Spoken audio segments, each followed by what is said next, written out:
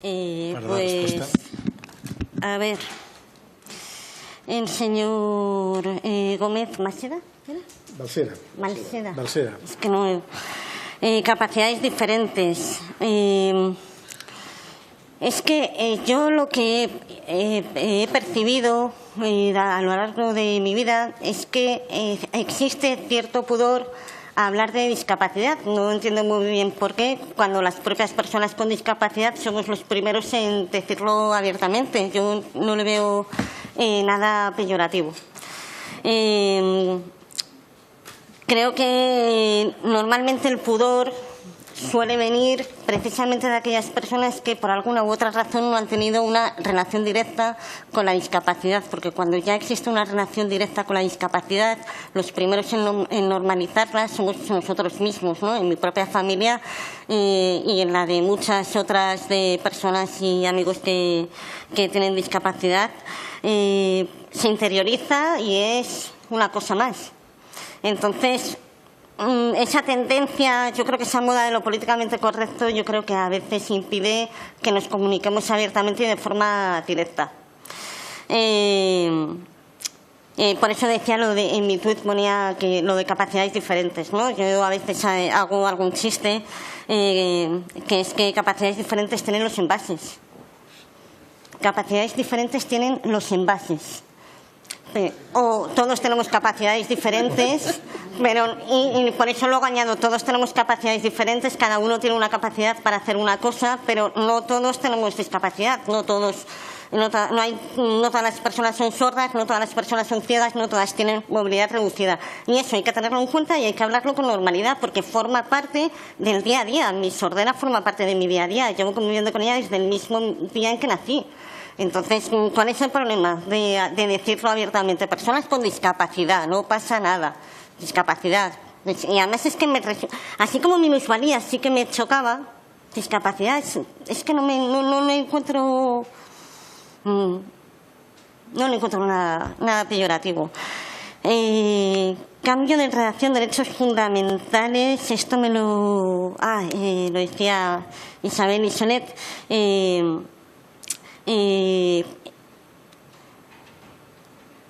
Yo creo que en cuanto al término, es verdad que el lenguaje evoluciona a día de hoy. Yo creo que lo más correcto, y además yo me amparo en lo que estableció y se consensuó en su día en la Convención de Derechos de Personas con Discapacidad. No estoy cerrada, pero yo a día de hoy esa terminología todavía no me define, pero tampoco, quiero decir, habrá que ver cuál es el momento. Para mí, yo no termino de comprenderlo, pero lo respeto profundamente. El señor Joan Ruiz me ha hecho un montón de preguntas. ¿En qué sentido cambiaría la redacción? Pues mire, evidentemente, claro que no se trata solo de un término, de una nomenclatura, se trata de cambiar la redacción del artículo 49, pero de forma que garantice de forma real nuestros derechos. De forma real. Y para eso yo creo que es fundamental incluir la accesibilidad universal. O sea, para mí eso es sagrado. Yo les he contado antes que yo en las ruedas de prensa tenía que ir y lo primero que tenía que hacer era buscar los altavoces, porque entonces pues ni existía el bucle magnético. Yo el día que descubrí el bucle magnético, a mí se me abrió el cielo, porque por primera vez podía sentarme al lado de mis compañeros enchufado aquí en la posición T, claro, oír a la señora, que fue la primera vez que probé el bucle magnético, fue en Moncloa. Y escuchar a la ministra portavoz del Gobierno aquí directamente, pues eso fue el sumo para mí. Es que no se me escapó ni una palabra. Y sí, solo hizo falta que instalaran un bucle magnético. Y eso mejoró también mi forma de trabajar de una forma alucinante. Había pasado de tener que tomar notas y quedarme en blanco muchas veces y tener que rebobinar la cinta, que entonces había cintas, y reescuchar o pedir a un compañero, oye, ¿qué ha dicho aquí que no me he enterado? A no tener que pedir casi ayuda. Hasta ese punto es importante la accesibilidad. La accesibilidad es considerada por la Convención de Derechos de Personas con Discapacidad un derecho fundamental para las personas con discapacidad, fundamental, porque sin accesibilidad no hay inclusión y si no hay inclusión no podemos ser ciudadanos de pleno derecho. Si no hay una rampa para que yo pueda acceder a una comisaría, si no hay algo tan sencillo como que me den las instrucciones o un folleto en braille, por ejemplo, ¿cómo vamos a interactuar? Si no es con la ayuda de otra persona. Tenemos derecho a ser autónomos en la medida de lo posible. Por eso creo que cuando me decías en qué sentido, yo no voy a ser yo quien diga cómo hay que redactar el artículo habiendo expertos en derecho, Dios me libre, pero sí creo que es fundamental lo de la accesibilidad. Para mí eso es sagrado, sagrado, y de hecho doy la matraca cada vez que puedo. En la última ocasión, pues mira, fui a ver una obra de teatro y no había bucle, había trampa, pero no había bucle. Y claro, acabé, era un musical, el musical estupendo, pero ya acabé con la cabeza como un bombo, porque no habían instalado bucle. Pues aquí, que escribí yo al teatro y les dije, por favor, tengan ustedes la amabilidad de instalar un bucle, porque además existe una ley que ya les obliga a tener accesibilidad. Me decías también, personas con discapacidad, sí. Sí creo que hay gente que se resiste, ¿no? Yo no creo que haya gente que se resiste. Yo lo que creo es que todavía falta mucha pedagogía de la discapacidad. Todavía hay mucha gente, sí que se habla y se ha avanzado mucho, pero que todavía lo ve de lejos. También porque no podemos olvidar que las personas con discapacidad somos la minoría más grande del mundo, y no lo digo yo, lo dice la ONU. Entonces es normal que se conozca poco, pero es necesario hacer más pedagogía. Y no creo que sea resistencia, sino que es desconocimiento. Cuando uno no sabe cómo tratar a una persona con discapacidad, y esa es la fortuna que yo he tenido a lo largo de mi vida. Yo empecé a trabajar en la agencia de noticias Servimedia, que lo que hacía era contratar a estudiantes de periodismo o licenciados en periodismo con discapacidad. Yo fui una de ellas y trabajé con otros compañeros con discapacidad, personas ciegas, personas usuarias en silla de ruedas, y eso para mí, a mí me ha enriquecido enormemente, porque yo tampoco había tenido relación con otro tipo de discapacidades, y claro que me ha enriquecido.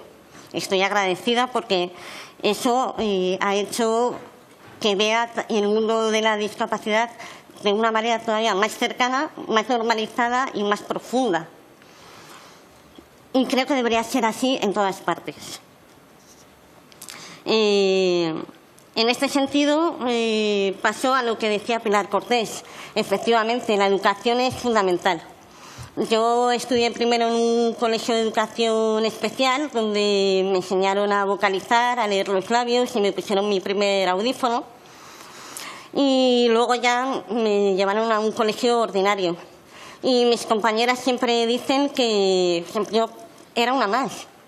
De hecho, lo que hicieron fue preparar... Yo llegué un día después al colegio porque lo que hicieron fue preparar a mis compañeras para decirles que llegaba yo, que no ya bien, y que tenía una cara que era un poco distinta, porque había nacido con una cara un poco distinta, que es así, no lo vamos a negar, yo nunca no lo niego. Pero eso sí que ayudó a que mis compañeras me aceptaran tal cual. Es más, yo les voy a contar una anécdota. Yo cuando llegué el primer día, todas me estaban esperando en clase así, con una sonrisa así, que yo, claro, yo venía de un colegio donde me había liado a tortazo limpio cada vez que me quitaban el columpio. Y llega a un colegio donde todas me reciben con una sonrisa de oreja a oreja, aquello me pareció una cosa súper extraña. Y ya está. Y jamás me preguntaron, ni qué tenía, ni qué no tenía. Y fui una más en clase. Entonces, claro que es fundamental la inclusión, pero también es cierto que no todas las discapacidades son iguales, que no todos los colegios están preparados, ni todos los profesores. Es necesario que un profesor esté preparado. Le pongo otro ejemplo. Yo los exámenes de listening los hacía igual que mis compañeras. Es decir, a mí no se me ponía el casete cerca o se me permitía escuchar varias veces. Tenía que hacerlo igual que mis compañeras que no eran sordas. Y aún así fue un avance. Quiero decir, en mi colegio, que no se sientan ofendidos, lo hicieron lo mejor que sabían. Estoy hablando de hace 30 años o más. Pero sí, creo que es clave. En cuanto a lo del artículo 14, permítame que le eche un vistazo porque me ha pillado usted en curva. Sí. La de todos los ciudadanos son iguales. Hombre, pues no estaría de más. Porque de hecho la discapacidad es un motivo de discriminación a día de hoy. Y también es un motivo, todavía hay gente que nos deja fuera. Todavía hay gente que, aun habiendo unas leyes que se supone que hablan de inclusión laboral y que hay unas tasas establecidas para que haya personas con discapacidad trabajando y no se cumplen. Pero ahí andaríamos todavía más. No se cumplen porque no quieren, no se cumplen porque no hay gente con discapacidad preparada para determinados puestos, y ahí pasamos a lo siguiente, a lo que decía usted de la educación. La educación y la accesibilidad de la que hablaba usted son claves. Mucha gente no va. ¿Cuántas personas con discapacidad van a la universidad? Muy pocas. Ahora mismo en mente no tengo el porcentaje, pero es muy poco. ¿Es porque no quieren o es porque la universidad no es accesible? Porque no tienen asistentes, porque no hay intérprete de lenguas de signos. Hay muchos que tienen que ir a hacerlo a través de la universidad a distancia. Yo creo que hay mucha gente con discapacidad que no accede al mercado laboral o a determinados puestos, no porque no haya querido formarse, sino porque no ha podido. Y eso es un motivo de discriminación. Si la universidad no es accesible, la educación no es accesible, no nos podemos formar. Por eso hacía tanto hincapié en la accesibilidad universal. Y creo que no se me olvida ninguna de las preguntas. Desde aquí, muchísimas gracias por vuestra atención y vuestra amabilidad. Ha sido un placer comparecer aquí.